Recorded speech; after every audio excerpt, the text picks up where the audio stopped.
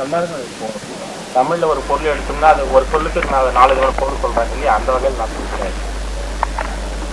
அதைத்தான் வச்சிருக்கேன். பார்ப்போம். சரி போட்டும் பாருமா.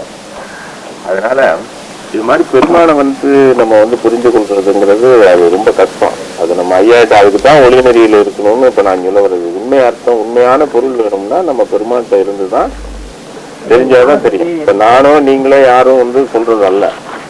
இப்ப நான் சொன்னாலும் நான் முதல்ல இருந்து என்ன சொல்லிட்டு வர்றேன், என்ன சொல்லிட்டு வர்றேன், நான் சொன்னாலும் நான் சொல்றது அப்படியே இல்ல. அதை வாங்கி பெருமானிடத்துல நீங்க ஒளி நெறியில பெருமாட்டை நீங்க வழிபாடு செய்யும் போது நீங்க ஆண்டவர்கிட்டயே தொடர்பு கொண்டு கேளுங்க, அதை பத்தி சிந்திங்க. உங்க அறிவுக்கு நீங்க அங்க ஐயாட்ட வைங்க, ஆண்டவர்கிட்ட வைங்க. நம்ம அப்படிதான் பழக்கம். அதே மாதிரி உங்களையும் செய்ய சொல்றோம். அப்ப சரி, இது சரிதான், இது சரியில்லை, இது இப்படிதான் வருங்கிறது உங்களுக்கே படும். அதைத்தான் நம்ம செய்யணும். அப்புறம் சொல்லுங்க, என்னமோ சொன்னீங்க.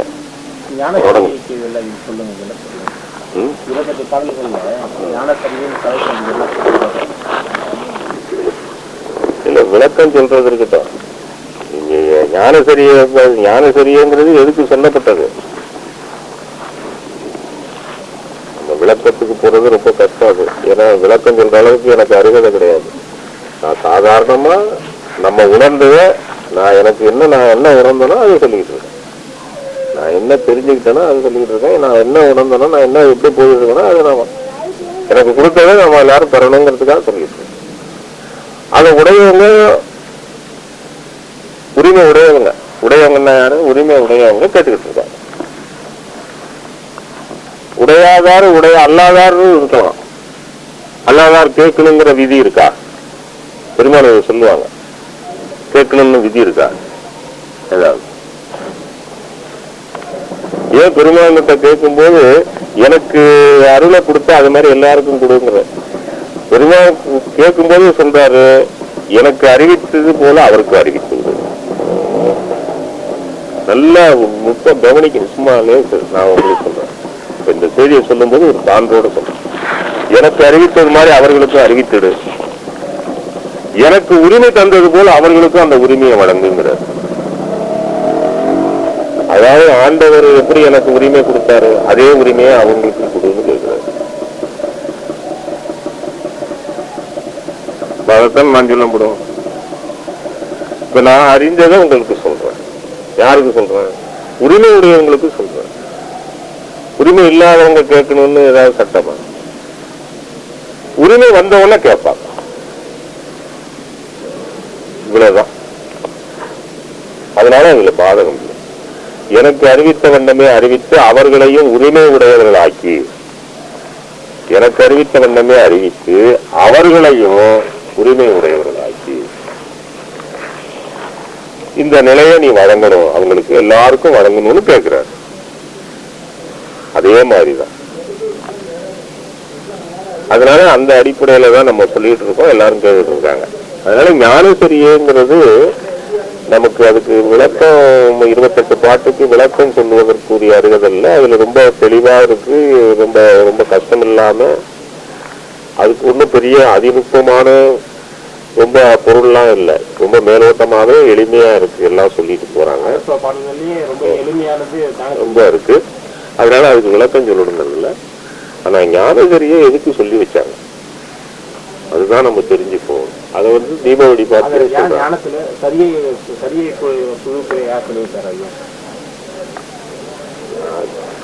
நீங்க அங்க போனா முதல்ல இங்க இந்த தீப வழிபாட்டுக்கு பெருமான் ஞானசரியின் அடிப்படையில் தெய்வ பாவனை இந்த தீபத்துல செய்துவாருங்கன்னு இந்த போட்டு சொல்லியிருக்காங்களே, அதுதான் அதுக்குதான் மெயின். அதுக்கு பிறகு ஞானத்தில் சரியங்கிறது என்னன்னு போகலாம். அது யாருக்கு தெரியும்? அது தெரியாததை போய் நம்ம பேசிட்டு இருக்கிறதுக்கு என்ன இருக்கு? நம்ம ஞானத்துல சரியைக்கு போயிட்டோமா? அந்த ஞானத்து சரியைங்கிறது அதுக்கு பேர் சூட்டி இருக்காங்க. அதை கூட இப்ப மாத்திக்கிட்டு வேற ஏதோ மரணம் இல்லா பெறுவாங்க அது தலைப்பு கொடுத்துருக்காங்கன்னு கேள்வி. அந்த ஞானத்தில் சரியைங்கிறது அதுக்குள்ள இருக்குன்னு சொல்றாங்க. அப்புறம் ஞானத்தில் கிரியை, ஞானத்தில் யோகம், ஞானத்தில் ஞானம்னு சொல்லிட்டு 4 படி நிலை இருக்கு. அதுல அதை கடந்து போகணும் சன்மார்க்கம், சுத்த சன்மார்க்கம் என்பது. அதுல ஞான சரிகைங்கிறது பேசப்படுது. அதுல பேசப்பட்டிருக்க திரண்ட கருத்துக்கள் நம்ம எல்லாரும் தொடர்ந்து படிச்சு 28 பாட்டு. அதுல சாராம்சமா என்ன சொல்லியிருக்காங்களோ அந்த கருத்தின் அடிப்படையில நம்ம தெய்வ பாவனை செய்யணும். ஆண்டவரை தீப முன்னிலையில இருக்கணும். அவ்வளவுதான் அதுல சொல்றது. அதுல எல்லாரும் இருந்துகிட்டு இருக்காங்க. இங்க உட்கார்ந்து ஓரளவு ஒரு சில அன்பர்கள் வெளி அன்பர்களா இருக்கலாம், அவங்க செய்யலாம் செய்யாம இருக்கலாம், தெரியல. அது மற்றவர்கள் எல்லாம் செஞ்சுட்டு இருக்கலாம். பார்த்தீங்களா, அவங்க எல்லாம் செஞ்சுட்டு இருக்கிறவங்க தான், எல்லாம் தொடர்புடையவங்க எல்லாம் செஞ்சுட்டு இருக்காங்க. ஒரு சிலர் செய்யும், அதுதான் ஞானசரி. ஞானசரியல்ல மெயினா என்ன சொல்றாங்க, சுருக்கமா என்ன 8 விஷயம் உள்ளடங்கி போச்சு, முடிஞ்சு போச்சு. அதுல அதை பேசியிருக்கோம். ஒரு பாட்டை சொன்னாவே எல்லாமே முடிஞ்சு போயிடும். அது எப்படி சாத்தியம், அது எப்படி நம்ம வர்றதுன்னு. கண்டதெல்லாம் அனித்தியம், கேட்டதெல்லாம் பொழுது, உண்டதெல்லாம் மலம், கொண்டதெல்லாம் குறை, கற்றதெல்லாம் பொய், நீ கழித்ததெல்லாம் வீணும், உண்டதெல்லாம் கொண்டதெல்லாம் விலகி எழுது, இதுவரைக்கும் நீ உண்மையை அறிந்திலவே புரிஞ்சு போச்சா? இந்த பாட்டு எப்படி அர்த்தப்படுது சொல்லுங்க. இதுதானே நம்ம செஞ்சுக்கிட்டு இருக்கிறது சொல்றாரு. கண்டது, கேட்டது, கழித்தது, உணர்ந்தது எல்லாம் நம்ம செஞ்சுக்கிட்டு இருக்கிறது தானே சொல்றாரு. மக்கள் எல்லாம் செஞ்சுக்கிட்டு இருக்கிறது தானே சொல்றாரு. அது இது வரைக்கும் உண்மை அறிந்துள்ளதேங்கிறாரு. சரி, அதுல எது உண்மைன்னு சொல்லணும்ல? இது வரைக்கும் நீங்க உண்மையை தெரிஞ்சுக்கல, நான் உண்மையை சொல்றேன், இந்த அடுத்த பாட்டுல வருது, இல்ல அடுத்த பாட்டுல வருதுன்னு உண்மையை சொல்லணும்ல. அப்படி ஏதாவது சொல்லி இருந்தா அதை சொல்லுங்க. சொல்லுங்க ஐயா, நீங்க சொல்லுங்க ஐயா. 28 அந்த ஒரு பாட்டுல ஒரு பாட்டை மட்டும் நான் எக்ஸாம்பிளுக்கு எடுத்துக்கிட்டேன். கண்டதெல்லாம் அனித்தியம், கேட்டதெல்லாம் பொழுது, உண்டதெல்லாம் மலம் போல, இதுவரையும் உலகியலில் உண்மையை அறிந்திலரே.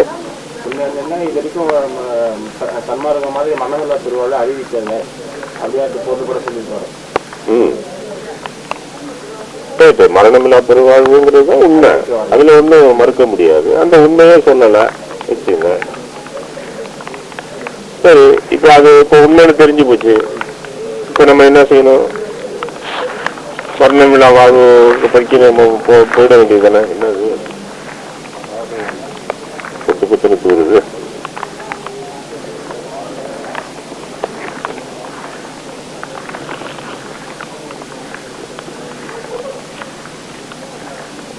இப்போ உண்மையை நம்ம தெரிஞ்சுக்கிட்டோம். உண்மையை நம்ம தெரிஞ்சுக்கிட்டோம்னா நேரா மரணமில்லா பெருவாழ்வுக்கு போயிட வேண்டியதானே. வேண்டியதானே போக முடியுதா? ஏதாவது தெரியுதா?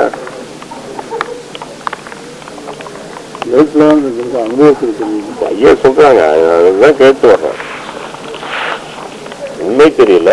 உண்மைன்னா என்ன? மரணமில்லா பெருவாழ்வு ஐயா அடைஞ்ச நிலை, அதைத்தான் நமக்கு சொல்றாரு. அதுல உண்மை இல்லை. அப்போ உண்மை தெரிஞ்சிருச்சு, உண்மை அறிந்திலரே.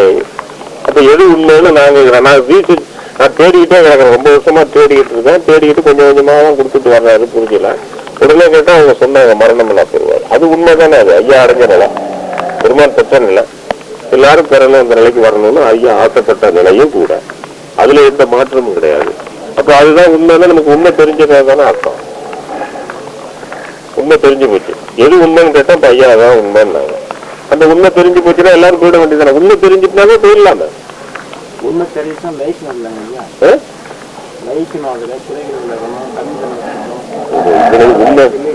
உண்மை தெரிஞ்சு அப்புறம் அவ்வளவு எல்லாம் ஆகணுமா? அவரு அதெல்லாம் சொல்லலையே. வெறும் உண்மை தெரிஞ்சாலே சரியா போச்சுங்கிறாரா? உண்மை தெரிஞ்சுட்டு உண்மையை முடிஞ்சு உண்மை அறிந்து விட்டான் என்றால், உண்மையை தெரிந்து கொண்டார் என்றால் முடிஞ்சு போச்சு. எல்லாமே முடிஞ்சு போச்சு. சொல்லுங்க ஐயா, எல்லாரும் சொல்லுங்க.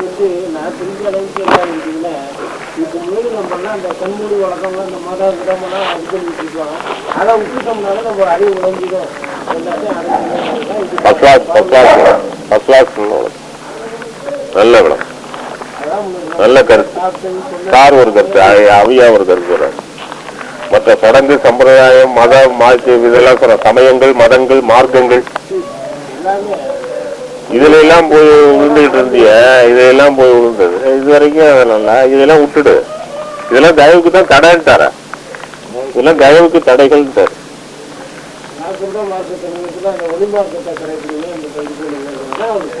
அதுதான் உண்மை. கரெக்ட்.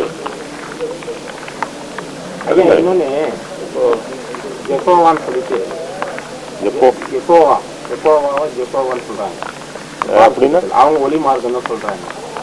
பைபிள்ல யெகோவர் ஆண்டவர் வெளிநிலையில இருந்த பேர் வந்து யெகோவர். அவங்களும் தன்னை ஒளி சமூகம் சொல்றாங்க. இந்த வார்த்தை அவங்க கரெக்டா பயன்படுத்துறாங்க. ஒரு இஷ்யூல வந்து படிச்சேன். பைபிள்ல இருக்கு ஆண்டவர் வந்து அவங்க மனமில்லா பெருமாளுக்கு இப்ப தலைமுறை வந்து என்ன தடையா இருந்திருக்க முடியும்? அவங்க ஒளி சமூகத்தில் இருந்திருந்தாங்க. அவங்க ஒளி சமூகத்துல இருந்துதான் அவங்க சொல்லிக்கிறாங்களா? அவங்க பைபிள்ல வருதா? வார்த்தையை பயன்படுத்துறாங்க. ஒளி சமூகம்னு சொல்றாங்க. நாங்க வார்த்தையை தான் பயன்படுத்துறாங்க தவிர ஒளி இது வழிபாடுல கிடையாது. வார்த்தைகள் பயன்படுத்துறாங்க. ஜீவன் என்ற சொல்ல கூட பயன்படுத்ததான் செய்யறாங்க. ஆனா அந்த வழிபாட்டுல வந்து அவங்க கிடையாது. வந்து இல்ல அவங்களும் நித்திய ஜீவன் ஜீவன்கிற வார்த்தை பயன்படுத்துறாங்க. அவர் சொல்ற கருத்து வழிபாட்டுல அந்த ஒளி வழிபாட்டுல இருந்தாங்களா? கிடையாது. அதுதான் சொல்றாங்க. இல்ல இல்ல ஒளி வழிபாட்டுல ஜீவகாருண்யமே இல்லையே. அது சொல்ல அருமையான பாயிண்ட். அதுதான் என்னோட கமிட்டடே. அதுதான் அது சொல்ல வர. அதுதான் இது இருந்தா அது இல்லாம எப்படி ஒளியில இருந்தா ஒளி நெறியில இருந்தாங்கன்னா ஜீவகாருண்யம் வரும். ஜீவகாருண்யம் வேறு, ஒளி நெறி வேறா? ஒன்றுதான். இன்னமும் இந்த குழப்பம். ஐயோ பெரிய வேதனை, ரொம்ப சங்கடமா இருக்கு. ஒளியில இருந்து பெருமாள் சொன்ன மாதிரி தீபத்தை ஒளியில இருந்து வர்றவனுக்கு தான் தயவு காரியப்படும். இதுவும் நம்ம மறுபடியும் சத்தியம் சத்தியம் சத்தியம். நம்ம எதையோ ஒண்ணு பண்ணிக்கிட்டு அதை நினைச்சுக்கிட்டு இருந்தா காலம் போயிட்டு முடிச்சுக்க வேண்டியதான். முடிச்சுக்கிறத பத்தி அதை பத்தி இல்ல. நான் இப்படிதான் திடமா இருப்பேன், என்னை யாரும் மாற்றிவிட முடியாது என்று சொல்பவர்களை என்ன செய்ய முடியும்? துன்பத்தை கட்டி சுமக்க துடிந்தவன் சொன்னாலும் கேட்பான். இங்கே ஒழிச்சுத கேட்பானோ ஞான பெண்ணே. என்ன செய்ய முடியும்?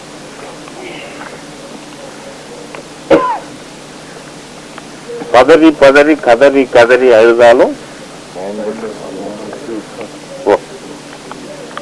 அதுதான் ஞாபகம் வருது. இப்ப உப்புக்கல்ல மயிரம் என்று சொன்னால் அதை ஒப்புக்கொள்ளும் மூடருக்கு முன்னால் நாம் உளறி என்ன கதறி என்ன ஒன்றுமே நடக்கவில்லை தோடா வெகு நாளானா. அது ஞாபகம் வருது. இது அன்னைக்கு பண்ணிருக்காரு. நான் 2.5 வருஷமா கத்திக்கிட்டு இருந்தேன். இனிமேல் சொல்லுபவர்கள் யாரும் இருக்க மாட்டார்கள், பின்னாடி வருவாங்க. ஆனா அதையும் நீங்க கேட்குறீங்களோ இல்ல அதுலயும் ஏதாவது பண்ண போறீங்களோ?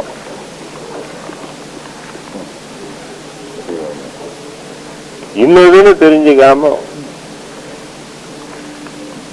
அன்னைக்கு உள்ளும் புறமும் வேதனைப்பட்டாங்க. இன்னைக்கு சன்மார்க்கம் நல்லா வளர்ந்து வருகிறது. ஒழுக்கத்தை சன்மார்க்க நெறி இன்னதுங்கிறத ஓரளவு தெரிஞ்சுக்கிட்டு வர்றாங்க. ஆனா உண்மையை தெரிந்து வர வேண்டும். அதான் பேசுறோம். உண்மையை தெரிந்து கொள்ள வேண்டும். உண்மையை தெரிந்து கொண்டு இதுதான் அடிப்படை உண்மை. அவர் சொன்னார்ல, சாதி சமயம் மதம் மார்க்கம் மற்றதெல்லாம் தடையா இருக்கும் தயவுக்கு. அவைகளை எல்லாம் விட்டு விட்டு வா. எல்லாத்தையும் விட்டு விட்டதுனால வந்த லாபம். பெருமாள் சொல்ல எல்லாத்தையும் விட்டுட்டதுனால வந்த லாபம். என்னை ஏறாத நிலைமையில ஏற்றிருக்காரு, என்னை தூக்கி வச்சிருக்காரு. இது எதனால வந்தது? எல்லாத்தையும் விட்டதுனால வந்தது. என்னத்தை விடணும்? எதை விடணும்? பொண்டு புள்ள குடும்பம் வேலை பணி இதெல்லாம் விட சொல்றாரா? எது எது தயவுக்கு தடைகளோ அந்த தயவுக்கு தடைகால அனைத்தையும் விட்டு விடு. அப்ப இவைகளெல்லாம் தயவுக்கு தடைகள்னா அப்ப சமயம்லாம் தயவுக்கு தடைன்னு எப்படி துணிச்சலா சொன்னாரு? இப்ப நமக்கு மற்றதெல்லாம் தயவு இல்லை, இதெல்லாம் செய்யக்கூடாதுன்னு ஐயா கேட்டாங்களே. அப்ப தயவுக்கு சமயங்கள்லாம் தொண்டை எவ்வளவு செய்திருக்கு, போட்டி இருக்கு. சமயங்கள் தொண்டை எவ்வளவு போட்டி இருக்கு, எவ்வளவு செய்திருக்கிறாங்க. நாயன்மார்கள்லாம் எவ்வளவு தொண்டு செஞ்சிருக்கிறாங்க. உலகம் சாதாரணமா சொல்ல முடியுமா? ஆனா ஒரே வார்த்தையில பெருமான் தூக்கி அந்தாண்ட வைக்கிறாரு. அது உண்மையை சொல்லல, தயவுக்கு தடைகளாக சமயம் இருக்குன்னு சொன்னாரே, அது எதனாலேன்னு கேட்கிறேன். வேதாந்திகள்லாம் வந்து ஒருத்தருக்கு உதவி செய்ய போனா அவருடைய பாவம் உனக்கு வந்துடும் வேதாந்திக்கு சொல்ல ஆரம்பிச்சுட்டாங்க. இது ஐயா உடைச்சாரு. இது அப்படி கிடையாது, கடல் அருளுக்கு சம்மதம் இது, அதை நீக்கணும் அப்படின்னு சொன்னாரு. அதுக்காக அந்த அடிப்படையில் சொல்லியிருப்பாரு நான் நினைக்கிறேன். வேதாந்திகள் வந்து அவன் சொல்லட்டும், பாவனும் சொல்லட்டும், விதியை மாத்தாதங்கட்டும், அவன் தலையெடுத்து அவன் அனுபவிக்கட்டும் சொல்லிட்டாங்க. அது அப்படி இல்லைன்னு சொல்றாரு. சரி, அவன் தலையெடுத்து அவன் நீக்கிட்டா அதே நீ போய் அப்ப நீ ஒரு நாள் விதியை மாத்திர முடியுமா அப்படின்னு சொல்றான். அது வந்து விதியை எண்ணி வயிறு வளர்க்கும் வீணர்களின் இங்கேயோ போகுதுப்போ, இங்கே பிரச்சனை மாட்டேன், இங்கே போகுது. விதியை நம்பி வயிறு வளர்க்கும் வீணர்கள் செய்த சரியது. இப்ப பேசுறது வேதாந்தி பற்றி. வேதாந்தி இவங்க வேதாந்தின்னு சொன்னோன்னா எனக்கு இங்கேயோ வேதாந்தம் போகுது. இவர் கீழே வேதாந்தம்னா பாவ புண்ணியமற்றவன் வேதாந்தி, எல்லாவற்றையும் சர்வசாட்சியம். இதுக்கு நான் என்ன பண்றது? எல்லாத்தையும் சர்வசாட்சியாய் பார்ப்பவன் வேதாந்தி. நான் பிறவும் நமையன்றி தாம் பிரமம் வேறில்லை, நன்மை தீமைகளும் இல்லை என்று வாய்கிழிய வேதாந்தம் பேசியவர்கள் அல்ல வேதாந்திகள். அப்படிப்பட்ட வேதாந்தி இல்ல. அப்ப சுத்த வேதாந்தி ஒருவன் வந்தான், சுத்த சித்தாந்தி ஒருவன் வந்தான். அது சமரச சன்மார்க்கத்துலதான் அந்த இது அடக்கம். சுத்த சித்தாந்தம் சுத்த வேதாந்தம் தான் சன்மார்க்கம். அப்படி உள்ளது ஒன்றும் இல்லை. அதனால அவங்க சொல்லிட்டாங்க. ஆனா ஐயா சொன்னது வந்து இது இப்போ தயவுக்கு தடைகள்னு சொல்றாருல, சமயம் வந்து சமயம், அது வேதாந்தி. சமயம் வந்து தயவுக்கு தடைங்கிறது எப்படின்னு கேட்கிறப்ப உங்களை கொஞ்சம் சொல்லுங்களேன் பிராக்டிக்கலா. அது ரைட்டுங்க ஐயா. தயவு செய்வதற்கு, தயவு என்பது வெளிப்படுவதற்கு சமயம் தடையா இருக்குன்னு சொன்னாங்களே, அது எதனாலன்னு கேட்கிறேன்.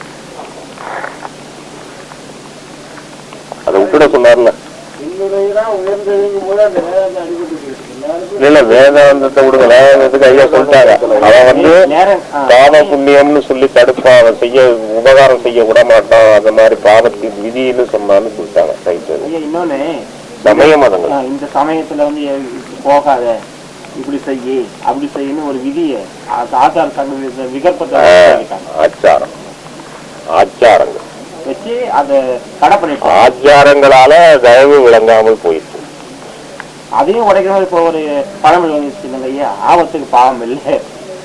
எப்படி தெரியுமா? இதுக்கெல்லாம் இப்போ புராணங்கள்ல இருந்து எல்லாம் சார்ந்து சொல்லுங்க. அதனால புராணம் படிக்கணுங்கிற அவசியம் இல்லை, எல்லாரும் சொல்லுவாங்க. சுவாமிக்கு வச்சிருந்த நைவேத்தியத்தை ஒரு குழந்தை பசியினால் எடுத்து சாப்பிட்டு உடனே ஒரு அடியாறு உலக்கையால் வண்டையை குழந்து அந்த இடத்துல கொண்டுட்டார்.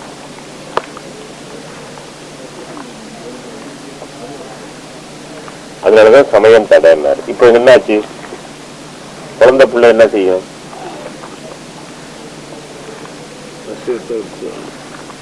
எங்க ஊர்லயே அவங்க ஒரு லிங்கம் போட்டிருப்பாங்க, ஆத்மலிங்கம்னு. முதலியாரெல்லாம் செய்வோம், பேர் ஆத்மலிங்கம்னு பெருங்க கிடக்கும். பத்திரமா ஆளுக்கு ஒரு ஆழமா அவங்க சிவ பூஜை செய்வாங்க. வாசல்ல வந்து பசி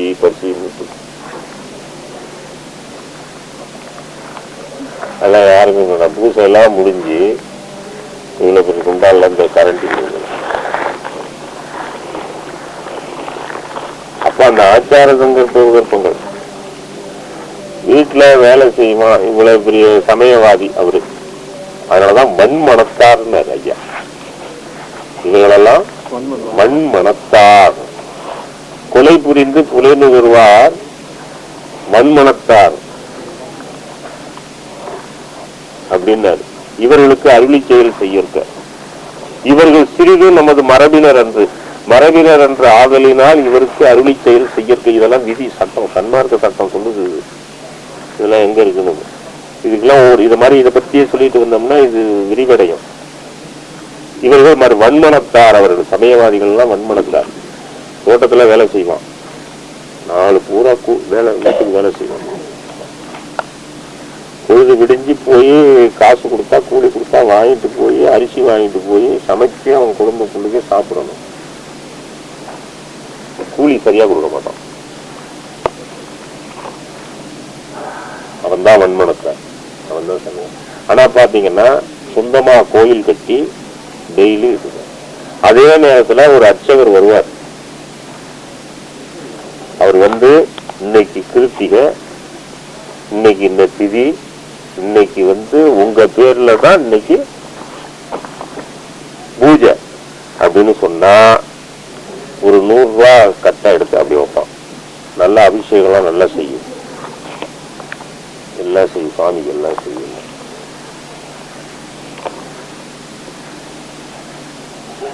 இவன் எப்படிப்பட்டவன்? சாதாரண நம்மளுடைய வீட்டுல வேலை செஞ்ச பொழுதுனைக்கும் வேலை செஞ்ச உழைச்சவனுக்கு கூலி சரியா கொடுக்க மாட்டான். ஆனா இன்னைக்கு உங்க பேருக்கு இன்னைக்கு அர்ச்சனை, இன்னைக்கு அபிஷேகம் நடக்குது சுவாமிக்குன்னு அது செய்யணும். அப்ப எதை அவன் வந்து நினைக்கான்? இப்ப இந்த இடத்துல தயவு எங்க போச்சு? அதனாலதான் வன்மனத்தாருனாங்க. இது மாதிரி சமயத்தை பத்தி சொல்லிக்கிட்டே இருக்கலாம். இஞ்சிட்டும் தயவுக்கு, இஞ்சிட்டும் தயவுக்கு ஒரு அணுத்துணை கூட சமயமானது தயவுக்கு உரிய ஒரு நிலையை தந்தது இல்லை. இஞ்சிட்டு கூட தந்தது இல்லை சமயம். ஆனா சொல்லுது, எல்லா செய்திகளையும் சமய தலைவர்கள் எல்லாம் சொல்றாங்க.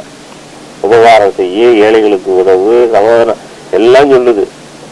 ஆனா அதை பின்பற்றி வரும்போது அந்த சமய ஆச்சார சடங்குகள் இருக்கு பாருங்க, அதை பின்பற்றும் போது தயவு சுத்தமா அடிபட்டு போகுது. தயவை பற்றிய சிந்தனையே வருவதில்லை. அதை பற்றிய அறிவு எழாமல் மழுங்க செய்து விடுகிறது. ஆச்சார சங்கல்பங்கள்ல தான் மனது அழுந்தி கிடக்குது. எதுவுமே செய்ய விடாம பண்ணிடுது. இத கண்கூடா பாக்குறோம். அப்புறம் எங்க இருக்கு தயவு? அதனாலதான் பெருமான் முதல்ல எடுத்தோன்னே தயவு வந்து தயவுக்கு தடைகள், சமயமும் மதமும் தயவுக்கு தடைகள் என்று சொன்னார். சுத்த சன்மார்க்கத்திற்கு உரியவர்கள் யார் என்று கேட்கும் போது சமயங்கள், மதங்கள், மார்க்கங்கள் முதலியவற்றை முற்றும் முற்றும் பற்றற கைவிட்டவர்கள். இப்பெல்லாம் நம்ம எல்லாம் முற்றும் பற்றற கைவிட்டமாங்கிறது கேட்டுக்கணும். நமக்கு நாமளே விட்டுட்டோன்னு பெருமையா சொல்லிக்கணும். ஏன்னா நான் எல்லார்ட்டையும் விட்டுட்டோன்னு பெருமையா சொல்லிக்கிறேன். அது போல நீங்களும் சொல்லுங்க. இல்ல நேர்மையாக சொல்லுவதா இருந்தா சொல்லுங்க. அவங்களுக்கு முற்றும் பற்றற கைவிட்டவர்கள். அப்புறம் என்ன சொல்றாங்க? புலை கொலை தவிர்த்தவர்கள். அப்புறம் அதுக்குள்ள போக வேண்டாம். புலை கொலைக்குள்ள காம குரோதங்கள் ஏற்படும் காலத்தில் ஞான அறிவினால் தடுத்துக் கொள்பவர்கள் சன்மார்க்கத்திற்கு உரியவர்கள். அவ்வளவுதான். சன்மார்க்க சங்கத்தை அடைஞ்சவங்களான்னு கேட்கக்கூடாது. சன்மார்க்க சங்கத்துக்கு உரியவங்க அவங்கெல்லாம். அவங்கதான் சன்மார்க்கத்துக்கு உரியவங்க அப்படின்னு பெருமாள். சரி, இதெல்லாம் எதால தெரிஞ்சுக்கிறது? உபதேச ரீதியா தெரிந்து கொள்ளாம முடியாது. படிப்பால் அறிந்து கொள்ளாம முடியாது. இதெல்லாம் யார் சொல்றா? ஐயா சொல்றாங்க. வேற எப்படி தெரிந்து கொள்ளணும்? உண்மைப்பட உணர்தல் வேண்டும். உண்மைப்பட உணர்தல் வேண்டும். உண்மைப்பட எங்க இருந்து வருது? படிப்பால் வராது. இப்ப நான் சொல்லி உபதேசம் பண்ணியும் வராதுன்ட்டாரு. இதுவும் சைபர் தான். அடுத்தது அப்படியே இதெல்லாம் செஞ்சிட்டு இருக்கீங்கன்னு கேட்கிறாரு. ஏதோ நமக்கு ஏதோ பண்ணி அதை செஞ்சுட்டு இருக்க. அப்புறம் வந்து உண்மைப்பட உணர்தல் வேண்டும். அது யாரு உண்மைப்பட உணர்த்துவார்னா ஆண்டவர் அங்க வச்சுட்டார். அதைத்தான் இப்ப சொல்லுவோம். அதைத்தான் சொல்ற ஆண்டவர், அருட்பெருஞ்சோதி ஆண்டவர் தீபத்துல பெருமான் விளங்கி கொண்டிருக்கிறார் அல்லவா, அவர் சமூகத்துல அவரு உணர்த்துவார். உண்மைப்பட அவர் தான் உணர்த்த வல்லவர். அவர்கிட்ட கேளுங்கிட்டார். உண்மைப்பட உணர வேண்டும். அவ்வாறு உண்மைப்பட உணர்ந்தால்தான் தாழும் குணம் வரும். இதெல்லாம் என்ன தாழும் குணம் வரும்? என்ன தாழும் குணம்? படிப்பால் அறியப்படாது. தாழும் குணம் வரும். அப்போது ஒழுக்கம் நிரம்பி கருணைய வடிவாய் சங்கல்பம் உண்டாகும். போச்சுடா, எல்லாம் குழப்பமா இருக்கு. நான் பாட்டு எதோ சொல்லிட்டு இருக்கேன். சங்கல்பம் இல்ல, சங்கல்பம் உண்டாகும். சுத்த சங்கல்பம் உண்டாகும். அப்படி சங்கல்ப மயமா ஆகும் பட்சத்தில் சிவானுபவம் பெற்று விடலாம். முடிஞ்சிருச்சு. இதுதான் சன்மார்க்கம். முடிச்சுட்டார். எல்லாத்தையும் கோர்த்து சொல்லிட்டேன். எப்படி இருந்தாலும் எடுக்கணும். சங்கல்பம்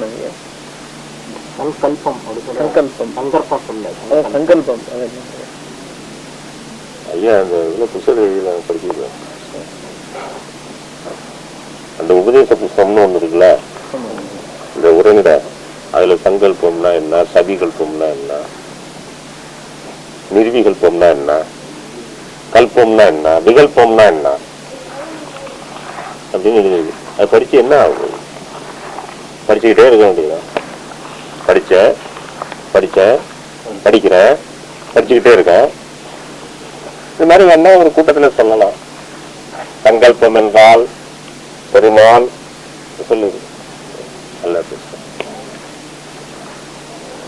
என்ன இதுதான் நான் சொல்றேன்பா, எனக்கு ஒன்றும் தெரியல. சங்கல்பம்னு படிச்சு வச்சிருக்கேன், தெரியுது. இதான் ஆண்டவத்தை கேட்டுக்கிட்டு இருக்கேன். என்னையா சங்கல்ப மயமா இருந்தா சிவானுபவம் பெறலாம், வேற எல்லாத்தையும் விட்டுட்டு இது மயமா ஆவறதுக்கு ஏதாவது வழி கிடைக்குமா பெருமானே? ஏதாவது அதுக்கு என்னதான் இருக்கு, அதுக்கு என்ன சமாச்சாரம்னு கேட்டுக்கிட்டு இருக்கோம். சொன்னா புரியுமா? அதுக்கு ஐயா எழுதியிருக்காங்க. அதுல நீங்க படிச்சு பாத்தீங்கன்னா, நீங்க படிச்சுட்டு போன் அடிப்பீங்க, ஐயா இந்த மாதிரி இருக்கு, அது ஒண்ணுமே புரியலைங்க ஐயா, அது என்னன்னு கேட்பீங்க.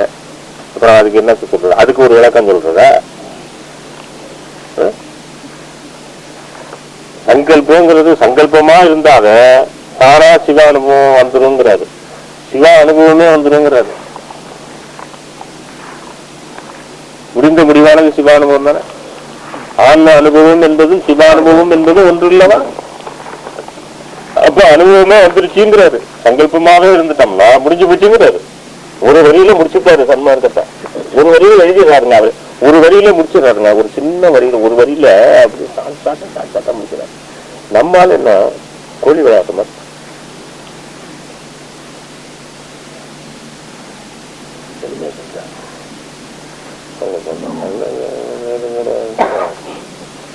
விளையாட்டு பிள்ளை மாதிரி விளையாடான் என்ற விளையாட்டு கூட்டமென விளையாடான் என்ற சிறுபிள்ளை கூட்டமென நான் அறிஞனன்னு சொல்றாருல, அது மாதிரி சின்ன பிள்ளை விளையாட்டு மாதிரி. சரி, கொஞ்ச நேரம் விளையாண்டா, ஒரு குறிப்பிட்ட காலம் வரைக்கும் விளையாண்டா நமக்கு வேணும்ல. என்ன நான் எவ்வளவு நாள் தான் விளையாண்டுக்கிட்டே இருக்கிறது ஐயா? நான் கொஞ்சம் வளர வேண்டாமா, பெற வேண்டாமாங்கிற விருப்பு வேணும்ல, அந்த ஆசை வேணும்ல. அதுக்குதான் வந்திருக்கோம். இல்லைன்னா இங்க வர வேண்டியது இல்லையா? வேற எங்கேயாவது அந்த இதோட நின்றுட்டு அதுலயே பெருமைப்பாடு எல்லாம் கிடைக்கும், புகழ் கிடைக்கும், கூட்டம் கிடைக்கும், இன்னும் எல்லாமே கிடைக்குமே. அப்புறம் எதுக்கு நம்ம இங்கே வந்திருக்கோம்? இதுவே பெருமையினால் நம்ம பெற்ற பேச்சினால் தானே வந்திருக்கோம். பூர்வத்துல செய்த புண்ணியத்தினுடைய இதனாலதானே இன்னைக்கு பெருமானை அறிஞ்சு வந்திருக்கு. அப்ப பக்குவ ஆகணுங்கிற தரம் பெற்றதுனாலதான் நம்ம இங்க வந்திருக்கோம். அப்ப அந்த தரத்துக்கு வந்துடணும், அதுல தன்னை உயர்த்திக்கணுங்கிற அதான் வேண்டாமா அந்த ஆன்மாவுக்கு? அது வேணும்னு கேட்கறது எவ்வளவு பெரிய விஷயம். அதை கேட்கிறவங்க இந்த உலகத்துல யார் இருக்கா?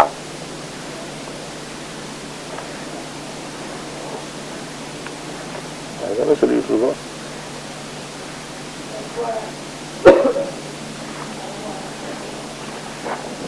அதனால சங்கல்பங்கிறது அதுல இருக்கு, நீங்க படிச்சு பாருங்க.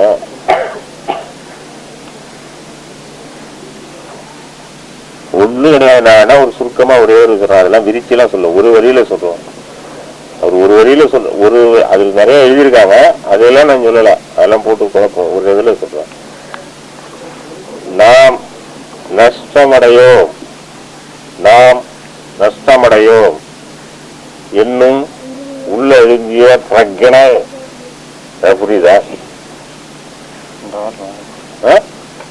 இதுக்கு என்ன செய்யுங்க?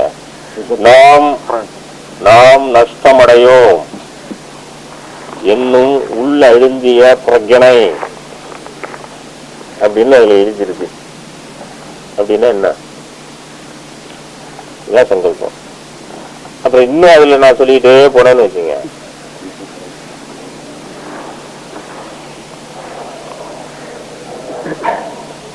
அது மாதிரி அது வந்து பேச்சுக்கு தான், அதை அனுபவிச்சுதான்.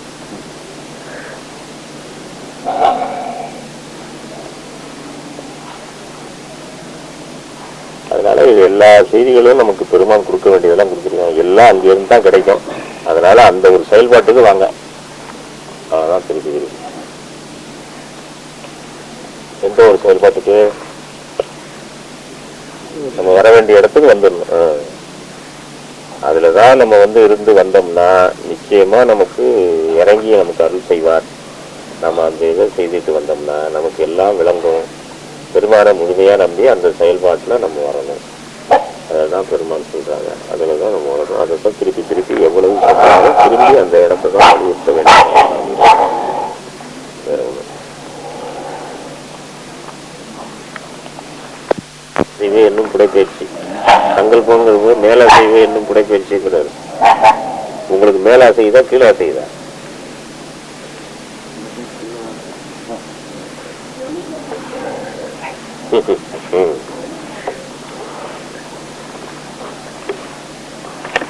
அதுதான் சங்கல்பம். நம்ம கரணம் இருக்கு பாருங்க, அந்த கரணம் மறுபடியும் சொல்றதுக்கு என்னால சொல்ல அது பூரா அதை பற்றி ரிப்பிட்டேஷன். ஏன்னா நிறைய அதை பற்றி சொல்லி மக்கள் கரணங்கள் இருக்க இப்ப சொன்னோம்ல, அந்த கரணங்கள் யாதொரு புற விஷயங்கள்ல பற்றாம, புற விஷயங்கள்ல போகக்கூடாது, புற விஷயங்கள்ல பற்றாம அது சுத்தமா இருக்கிற காலத்துல மேலசைவு ஏற்படுமா. அது ஒரு இடத்துல இருந்து இன்னொரு இடத்துக்கு போய் வரும். அந்த புடப்பயிற்சி சொல்ற அவ்வாறு அந்த புடப்பயிற்சி பயப்படுவது இருக்கு, அது சங்கல்பம். உள்ளம் துளங்கிட்டா மனம்தான் துளங்குதா, அதனால அது இருக்கட்டும். அது ஒளிநெறியில வந்துதான் வரணும், பாடுபடணும். ஒளிநெறியில பாடுபட்டு பெறணும். அவர் ரொம்ப பாடுபட்டாரு. நம்ம இன்னும் ஒன்றும் பாடே பண்ணல. நம்ம எல்லாம் வயிற்று பிழப்புக்கு தான் பாடுபட்டுருக்கோம். அவள வயிற்றை வளர்ப்பதற்கு அல்லும் பகலும் அதில் நினைவாய், அதுலதான் நம்ம பாடுபட்டுருக்கோம். நம்ம எதுல பாடுபட்டு இருக்கோம்? அதைத்தானே கேட்க வந்திருக்கோம். இங்க வேற எதாவது கேட்க வந்திருக்கோமா? சும்மா அதுதானே சுற்றி சுற்றி வந்தானே எங்க அப்பா குதிர்குள்ள இல்லைன்னு அதுதானே வருது. இருந்தாலும் இவளைகளுக்கு இடையில நான் இதை ஞாபகப்படுத்திக்கிட்டு இருக்கேன். வேண்டது என்ன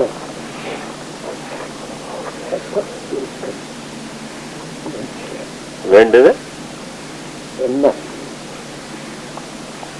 what I want I must have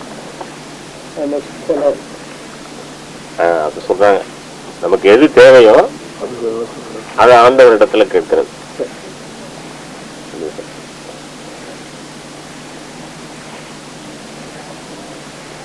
அதுதான் எல்லாரும் சொல்றது. இவர் வேற மாதிரி சொல்றாரு வள்ளலாரு. அது கரெக்ட். சங்கல்பம் பண்ணீங்க, எனக்காக சங்கல்பம் பண்ணீங்கன்னு அவர் சொல்லுவாரு. நம்ம வேதாந்தி இங்க இருக்கார யாரு, கர்நாடிக்கு வேதாந்தின்னு சொன்னா கோவம் வந்துடும். நான் எப்போங்க வேதாந்தத்துல இருந்தா நான் வந்துட்டேன். எனக்காக சங்கல்பம், அவர் வாயிலிருந்து வரும் அந்த வார்த்தை, எனக்காக சங்கல்பம் பண்ணுங்க அப்படின்பாரு. அதுதான் எல்லாரும் எல்லா பெரியவங்களும் சொல்றது சங்கல்பம்ங்கிறது. ஐயா சொன்னாங்கல்ல, அதுதான். ஆனா பெருமாள் என்ன சொல்றாரு, இப்ப நான் சொன்னேன் அதுதான் சொல்றாரு. அதுதான் அந்த இதுல இருக்குது. இப்ப நான் சொன்னேன்ல, அதுதான் அவர் சொல்ற பெருமாள் சொல்ற விளக்கம். சங்கல்பங்கிறது நாம் நஷ்டமடையோம், அது நாம்னு பன்மையில போடுறாரு. இது எங்கிருந்து வந்ததுன்னு தெரியல. இப்ப நான் நஷ்டமடையேன் சங்கல்பம்னா என்னோட தன்னிலை, இது தன்னிலை அனுபவம். அப்படி இருக்கும்போது நான் நஷ்டமடையேன் அப்படின்னு சொல்லணும். ஆனா அவர் சொல்லும்போது நாம் நஷ்டமடையோம் என்னும் உள்ள எழுந்திய பிரக்கினை, உள்ள அழுந்திய பிரக்கினைங்கிறார். எதுல உள்ள அழுந்து என்ன அளவு ஒண்ணுமே புரியல. அப்புறம் இன்னும் சொல்ல போனா கரணங்கள் யாதொரு விஷயங்கள்ல புற விஷயங்கள்ல பற்றாது இருக்கும் காலத்தில் மேலாசைவு என்னும் புடைப்பயிற்சி, உள்ளத்தினுடைய மேலாசைவு என்னும் புடைப்பயிற்சிங்கிறார். சங்கல்பங்கிறார். இதுதான் அவங்க சொல்றது. நீங்க சொல்றதுக்கும் அவர் வள்ளலார் சொல்றது எங்கேயோ இருக்கு. இப்படித்தான் ஒண்ணு ஒண்ணும் மாறி போயிடுது. பெருமான் சொல்றது அத்தனையும் இதுவரைக்கும் சொன்னவர்கள் ஒன்று இருக்கு இன்னொன்றாக சொன்னார்கள். ஒன்று கிடக்கன்னா என்ன அர்த்தம்? ஒண்ணு கிடக்க ஒண்ணு உளர்னான்னு அர்த்தம் இல்ல. ஒன்று இவ்விதமாக உண்மை இருக்க அதற்கு மாறாக வேறொன்றை பற்றி சொன்னார்கள். பெரியவங்க எல்லாம் ஒன்று கிடக்க ஒன்று உணர்ந்தான்னா என்ன? ஒண்ணு கிடக்க உணர்ந்தா அவன் பச்சை பிள்ளைய பெரியவங்க எல்லாம் சும்மா ஒண்ணும் தெரியாதவங்களா? ஒன்று உண்மை என்று ஒன்று இருக்க அந்த உண்மையை விட்டு வேறாக பேசினார்கள், வேறொன்றை சொன்னார்கள். இதுக்கு போய் வேற ஒன்று சொன்னாங்க. மாதிரி சொல்லிட்டாங்கிறது தான். அதையெல்லாம் உண்மைங்கிறது பெருமான் ஒவ்வொரு தான் சொல்றாரு. இது மாதிரி ஒவ்வொரு இதுலயும் உண்மை, ஞானசரிக்கு உள்ளதுக்கு வரணும். ஒவ்வொரு விஷயங்கள்லயும் உண்மை, ஒவ்வொரு இதனுடைய உண்மை தெரிந்து கொள்ள வேண்டும். அப்படி உண்மையை தெரிந்து போகும் பட்சத்தில் தான் நமக்கு சுத்த சன்மார்க்கம் லபிக்கும். அது நம்ம அறிவு விளக்க நம்ம பெருமானிடத்துல தான் நமக்கு கிடைக்கும். ஒளிநெறியில இருக்கும்போது தான் கிடைக்கும். ஜீவகாருண்ய பரிச்சயத்துல இருக்கதான் நமக்கு கிடைக்கும். ஏன்னா ஜீவகாருண்யம் விளங்கும் போதுதான் அறிவு விளங்கும்ங்கிறார். ஜீவகாருண்யம் விளங்கும் போதுதான் அன்பு விளங்கும்ங்கிறார். ஜீவகாருண்யம் விளங்காத பட்சத்தில் அன்பு அறிவு விளங்காது. ஜீவகாருண்யம் விளங்கும் போது அறிவு அன்பு விளங்கும். அதனால உபகார சக்தி எல்லாம் விளங்கும், எல்லா நன்மையும் தோன்றுங்கிறார். நாம சாதாரண நவீக விஷயத்துக்கு எடுத்துக்கிறோம். எல்லாம் விளங்கிட்டு எல்லாம் வந்துட்டு அவங்க சொல்றது அறிவுன்னா எதை சொல்றாங்க? இப்ப நமக்குலாம் அறிவு இல்லையா? அறிவு இல்லைன்னு நான் சொல்ல முடியல. நான் தப்பிச்சு அங்கதான போயிட முடியும். நான் ஒரு ஆளு தான் சொல்லிட்டு இருக்கேன் அறிவே இல்லைன்னு. எல்லா இடத்துலயும் அறிவு, அறிவிலியும் அறிவிலி, உண்மையிலேயே சத்தியமா அறிவு இல்லைன்னு. அப்ப எனக்கு நான் யாரு, எனக்குன்னு ஏது அறிவு, எனக்குன்னு ஏது ஞானம்னு கேட்கிறாரு. பெருமானை பார்த்து போறதுனால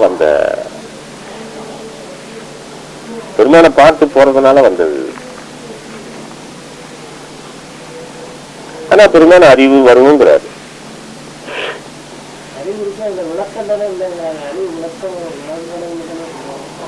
அறிவே வருங்கிறாருங்க. அறிவு வருங்கிறாரு. அறிவுங்கிறது ஐயா ஜீவகாருண்யம் விளங்கும் போது அறிவு விளங்குங்கிறாரு. அறிவு வந்தாலும் விளக்கம் வரும். அறிவு இல்லாம எங்கிருந்து விளக்கம் வராது. அது என்ன அறிவோ? உள்ளறிவு, உலகறிவு.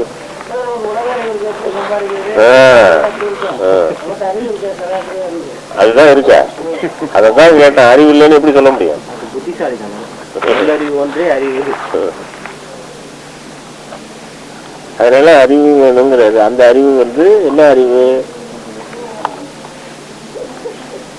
அருளறிவுங்கிறது அப்புறம் அது ஆன்ம அறிவு. ஆன்ம அறிவை பற்றி சொல்றாரு. ஆன்ம அறிவு தான் அறிவு. ஆன்ம அறிவை கொண்டுதான் நம்ம போகணும். அருளை அடைவதற்கு ஆன்ம அறிவு கொண்டுதான் சன்மார்க்கம். அறிவை கொண்டு போறதுனாலதான் இது இங்க வரமாட்டேன், ஜாஸ்தி வர மாட்டாங்க. சும்மா இவங்களும் ஒரு அலச்சார சடம் கூட நின்றுக்கிறாங்க. அதை செய்ய அதுப்படி அவள்படி அறிவுன்னு சொன்னோம்னா இங்க கஷ்டப்படுது. அது கஷ்டமா இருக்கு. அதுக்கு இந்த பக்குவ ஆன்மாக்கள் தான் உரிமை அந்த இது வந்தவங்க மட்டும் வர்றாங்க.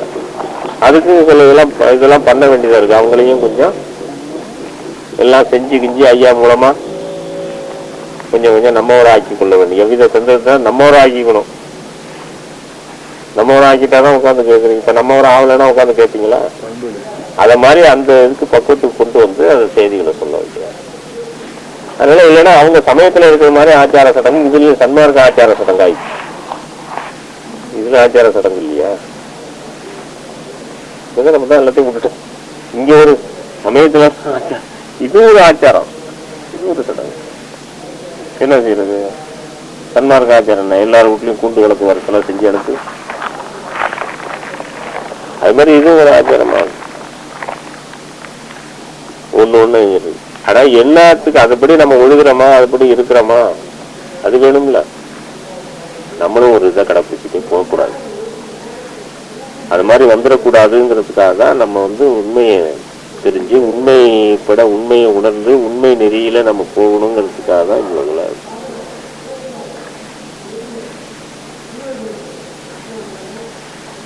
இப்ப நம்ம தொடங்குனது என்ன, எதை எடுத்தோம்? சொல்ல வந்தது ஒண்ணு சங்கல்பம். அதனால சங்கல்பங்கிறது அப்ப அவங்க சொன்னது மாதிரி, ஐயா சொன்னது மாதிரி இதுதான் நமக்கு வேண்டுறது. ஆண்டவனிடத்தில் சுத்த சங்கல்பம் பண்ணி கொள்றது, கேட்கறது. அதல்ல பெருமான் சொல்ற இடம் வேற. அறிவு விளங்குங்கிறது அவர் சொன்னது உள்ளறிவு. நமக்குதான் உலக அறிவு இருக்கு, உள்ளறிவு வேணும். அந்த ஐயா சொன்னாங்க. அது மாதிரி உள்ள இருக்கிறது எது? ஆன்மா தான் இருக்கு. அந்த ஆன்ம அறிவு வேணும். ஆன்ம அறிவை கொண்டுதான் அருளை அடையும். ஆன்ம அறிவு இல்லாம அருளை அடைய முடியாது. சன்மார்க்கம் இதுதான் ஐயா சொல்றது. ஆன்ம அறிவு எப்போது விளங்குதோ அப்போது. ஆன்ம அறிவு விளங்காம இருக்குது. ஆன்ம அறிவு எப்போது விளங்கும்? ஆன்ம அறிவு விளங்காம இருக்கிறதுக்கு எது தடையா இருக்கு? ஐயா சொல்றாரு, சொல்லுங்க பார்ப்போம். எல்லாம் படிச்சிருக்கீங்க, எல்லாம் அந்த குறிப்பாவது தெரியுதான்னு பார்ப்போம். அந்த ஆன்ம அறிவு விளங்கினாதான் அருளை அடைய முடியும். ஆன்ம அறிவை கொண்டு அருளை அடைகிறது. இப்ப அந்த ஆன்ம அறிவு விளங்காம இருக்கிறதுக்கு எது காரணம்?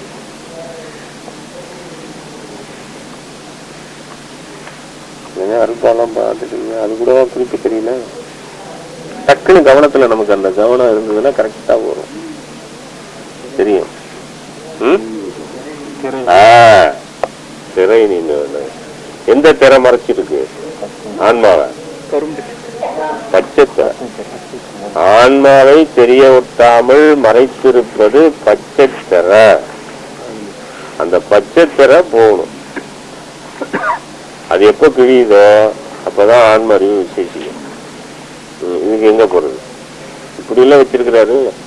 நமக்கு படிச்சுட்டா எல்லாம் போயிடலாமா? ஒண்ணு இப்படி லிங்க் தென்மார்க்கம்.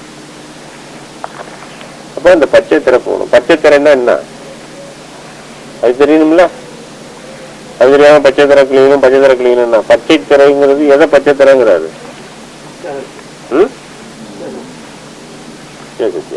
அது ஒரு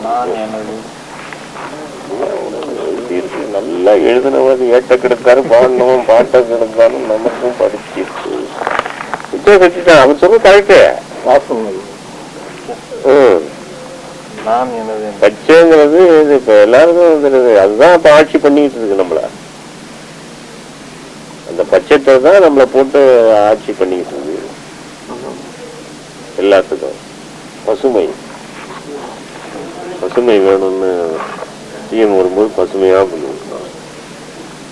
எல்லாம் பசுமை. டெக்கரேஷன் கூட அவங்களுக்கு பச்சையா இருக்கணும் சொல்றாங்க. இல்லைன்னா கலெக்டரை போட்டு இவங்க கொண்டு வந்து பச்சையிலேயே எல்லாம் அக்ரிகல்ச்சர் டிபார்ட்மெண்ட்லாம் செஞ்சுக்கலாம். அந்த பச்சை தான். அந்த பச்சை திரை விலக வேண்டும், கிழிய வேண்டும். அல்லது பச்சை திரையினுடைய கொஞ்சம் கொஞ்சமா அது கிளியுமா? அவ்வளவு சீக்கிரம் கிளியுமா? அது இல்ல சாயம் விழுக்கணும். அந்த திரையோட சாயமாவது விழுக்கணும். கொஞ்சம் கொஞ்சமா விழுத்துக்கிட்டு வரும். சாயம் விழுத்ததுக்கு பிறகு திரை என்ன ஆயிடும்? வெள்ளை திரை ஆயிடும். அது மாதிரி விழுக்குதான்னு பார்க்கணும். அது என்ன? பாசம். பாசம் பாசம்னா நீங்க என்ன அர்த்தம் நினைக்கிறீங்க? பாசம்னா நமக்கு ஒண்ணுதான் தெரியும். எது பாசம்? குடும்ப பாசம், பிள்ளை பாசம், பொண்டாட்டி பாசம், இதுதான் பாசம். பாசம்னா அது இல்லை, எல்லாவற்றையுமே பாசம். இப்ப சைவ சித்தாந்தத்துல ஒரு இது வரும், அதுதான் மெயின். அந்த பாசம், அந்த பாசம்னு சொல்றாங்கல்ல, பதிவு. அந்த பாசம். அப்ப அந்த பாசம்ங்கிறது எதை சொல்றாங்க? அதுதான் எல்லாத்துலயும் இருக்கு அந்த பாசம்ங்கிறது. இது அந்த பாசத்தை ஒழிச்சா எங்க போகலாங்கிறாரு வள்ளலாரு. அதுக்கு கூட இடம் சுட்டி காட்டாரு. நமக்கு உள்ளது இல்லது. இந்த பாசத்தை மட்டும் நீக்கினாவே இந்த இடத்துக்கு இந்த பதவி கிடைக்குங்கிறாரு. பதினா எந்த பதிய கண்டானா? பதினு ஒரு வார்த்தையில சொல்லிட்டா என்ன? இது ஐயா வணங்குறது பெரும்பதி. நீங்க சாதாரண பதின்னு சொன்னா எந்த பதிய கண்டோம்? எல்லாரும் பதின்னு சொல்றாங்க. இப்ப சைவ சமயமும் பதின்னு சொல்லுது, வைணவமும் பதின்னு சொல்லுது. ஒவ்வொருத்தருக்கும் பதி இருக்கு. அந்த பதிங்கிறது தலைவன். எந்த தலைவனை சொல்றது? நமக்கு அருட்பெருஞ்சோதி ஆண்டவர். எந்த ஐயா சொல்றது அருட்பெருஞ்சோதி ஆண்டவர்ங்கிற பெரும்பதி. இந்த பதியெல்லாம் இல்ல, இவர் பெரும்பதி, எல்லாம் அல்ல பெரும்பதி. அந்த பதி பாசநெறி செல்லாத நேசர்தமை இடம் வருது. பாசநெறி செல்லாத நேசர்தமை ஈஸ்வராம் படி வைக்க ஈசன் ஆயிடுவாங்கிறது. இது ஒழிச்சாவே புரிஞ்சு போச்சு. அப்படின்னா அதோட அங்க போய் உட்கார்ந்துடலாமா? அதனால பாசங்கிறது தான் மெயின். இந்த இதுக்கெல்லாம் அந்த பச்சைக்கு அடிப்படையா இருக்குது. எல்லாத்துலயும் இருக்குது இந்த பாசம் என்பது. எல்லா லௌகீக உலக விடயங்கள்ல முழுதும் சார்ந்து இருப்பது. மனம் எங்கெங்கெல்லாம் வியாபகமாக விளங்குகிறதோ அங்கெங்கெல்லாம் இந்த பாசம் தான் இருக்கிறது. மனம் எங்கெங்க வியாபகமா இருக்கு, எல்லா விஷயங்கள்லயும் இருக்கிறது. குறிப்பாக எடுத்துக்கொண்டால் இந்த 5 பஞ்சபூதம், இந்த 5 பஞ்சபூதங்களுக்கு உட்பட்ட விஷயங்கள் அத்தனையுமே பாசத்துக்கு உட்பட்ட விஷயமா இருக்கு. எவ்வளவு பெரிய பலம் புரிஞ்சியது, எவ்வளவு கஷ்டமானது. இப்ப கண்ணு, காது, மூக்கு, செவி, நாக்கு, அப்ப பொறிகள், 5 பொறிகளும் 5 புலன்களும், புலன்களால் அறியத்தக்க பொறிகளால் அறியத்தக்க புலன்களும், அப்புலன் வழி செல்லக்கூடிய விடயங்களும் கரணங்களில் பற்றுகின்றன. அப்படி கரணங்களில் பற்றுகிற விடயங்கள் அத்தனையும் பாசத்தை குறிக்கும். அப்ப அது எப்ப முற்றும் போகுதோ அப்ப முடிஞ்சது. அதை பூரா எப்போ உங்களுக்கு அதுல போய் பற்றாத நிலை எப்போ வருதோ அப்ப திரைய கழிச்சதா இருக்கும். அப்போ ஓரளவு அது மனம் கட்டும். ஆன்ம அறிவுங்கிறது அப்பதான் வரும். இதை எளிமையா சன்மார்க்கத்துல பெற்றுக்கொள்ளலாம். ஒளி நெறியிலிருந்து ஈஸியா. இதுக்கு யோகம், ஞானம், தவம்னு இதெல்லாம் பண்ணிட்டு தெரிஞ்சாங்க. அதெல்லாம் ஆன்ம அறிவு விசேஷிக்காத அளவுக்கு கருவி கரணங்களை கொண்டு போய் அவங்க ஒடுக்கினாங்க, புருவமத்தியில ஒடுக்கினாங்களே தவிர இதையெல்லாம் செய்ய முடியல. ஒடுக்கத்துல கொண்டு போகாம இவைகளை எல்லாம் அறிவின் மூலமா விளக்கம் பெற்று எல்லாத்தையும் வசப்படுத்துற நிலை சன்மார்க்கத்துல மட்டும் சாத்தியம். அறிவு விளங்கி தத்துவங்களை தன்வசம் ஆக்கிக் கொள்ள விளக்கம் பெற்றதுனால வசமாக்கிக்கிட்டாங்க. விளக்கம் இல்லைன்னா வசமாக்க முடியாது. ஒன்றினுடைய விளக்கம் தெரியும் போது என்ன ஆகும், அது தன் வசமாயிடும். இப்போ விளக்கம் தெரியாதனால அது நம்மளை ஆண்டுகிட்டு இருக்கு. கோபத்தை பற்றி என்னன்னு தெரிஞ்சுன்னா, தாத்பரியம் தெரிஞ்சதுன்னா கோபம் நம்மள ஆளுமா? கோபத்தை நாம ஆளுவோம்.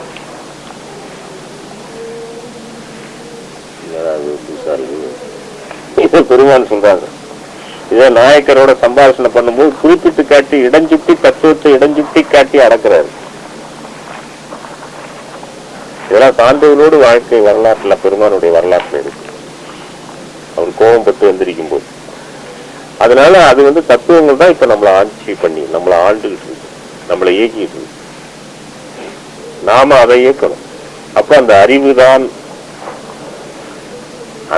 தான் மேலோங்க வேண்டும். அந்த அறிவு, ஆதார அறிவு தான் இந்த ஆன்ம அறிவு. அந்த ஆன்ம அறிவை கொண்டுதான் தன்மார்க்கத்தை அடைய முடியும், சாக கல்வி பயில முடியும். இத்தனையும் ஒளிநெறி மூலமா தான் வருகிறது. ஆகவே ஒளிநெறி, ஒளி சமூகம், ஒளி வழிபாடு அது நமக்கு ரொம்ப முக்கியம். மற்றபடி சத்சங்கம், சாதுக்கள் தொடர்பு வேணும். சாதுக்களை எங்க கண்டு தேடுவீங்க? இந்த காலத்துல சாதுக்கள் தேட எல்லாமே சாதுக்கள் தான், நம்ம கூட்டம் பூராவும்.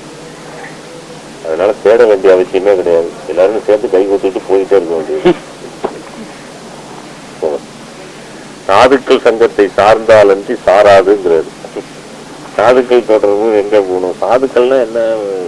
அதுல வேற அர்த்தம். சாதுன்னா எப்படி இருக்கிறவரு சொல்ல போட்டு அப்படி இருக்கிறவரா?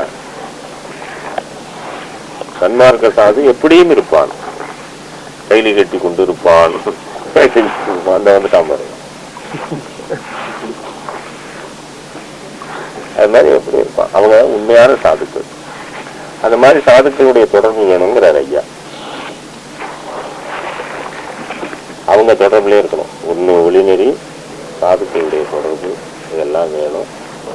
ஒளிநெறிங்கிறதா ஜீவகாருண்யம். நீங்க பிரிச்சு பாக்குறாங்க. அதனாலதான் உள்ள அடைக்கிறேன் நான். ஒளிநெறின்னா என்னடா அவர் ஜீவகாருண்யத்தை பற்றி பேசுறாரு. ஜீவகாருண்ய பரிச்சயம். பரிச்சயம்னா தொடர்பு. அதுதான் ஒளி பரிச்சயம். அதுல இருக்கிறது ஜீவகாருண்யம் தான். அதை விட்டு நம்ம ஏதோ செஞ்சுக்கிட்டு இருக்கிறது இல்லை. செய்யறதுங்கிறது அது சாதாரண, அது உபகாரமா நம்ம செஞ்சுக்கிட்டு இருக்கக்கூடிய வேலை. அது நமக்கு ஒத்தாசை பண்ணுவது. அது ஏதாவது எல்லாம் லாபம் கருதி செய்யறதுங்கிறது ஒண்ணு. நிஷ்காமியமா செய்யறதுங்கிறது. நிஷ்காமியமா யாரு செய்யறாங்க? கிருஷ்ண பரமாத்மா இதுல சொல்ற மாதிரி நிஷ்காமிக்கு இது என்ன? சரி, அப்புறம் எல்லாம் ஓரளவு எல்லாம் முடிச்சாச்சு, சொல்லியாச்சு.